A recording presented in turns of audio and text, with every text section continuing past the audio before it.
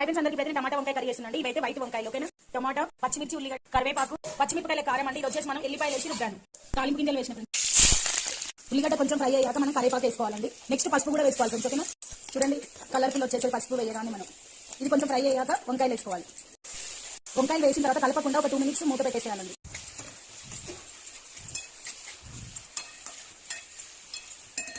మనం మూత తీసి కలపాలి ఫ్రెండ్స్ ఓకేనా. మళ్ళీ మూత పెట్టేసేయాలండి.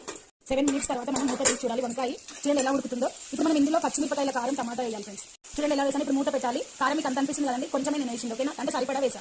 కలపకుండా మూత పెట్టాలి. కొంచెం మగ్గిన తర్వాత మనం మూత తీసి కారాన్ని ఇలా కలిపేసేయాలండి. మొత్తం కర్రీ మొత్తం కలిపి ఇప్పుడే మనం వాటర్ కూడా వేసుకోవాలి ఫ్రెండ్స్ ఓకేనా.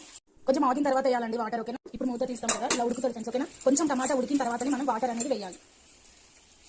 వాటర్ వేసిన కదండి. ఇప్పుడు మూత పెట్టేసి మనం ఉడికిన తర్వాత ఒక 10 మినిట్స్ అలా ఉడికించుకోవాలి. ఒక 10 మినిట్స్ ఉడికిన తర్వాత మనం చూడాలండి. చూడండి వేడి వేడి వంకాయ టమాటా కర్రీ రెడీ. చిన్నపిల్లల కాడి నుంచి పెద్దవాళ్ళ వరకు ఇష్టంగా తింటారు.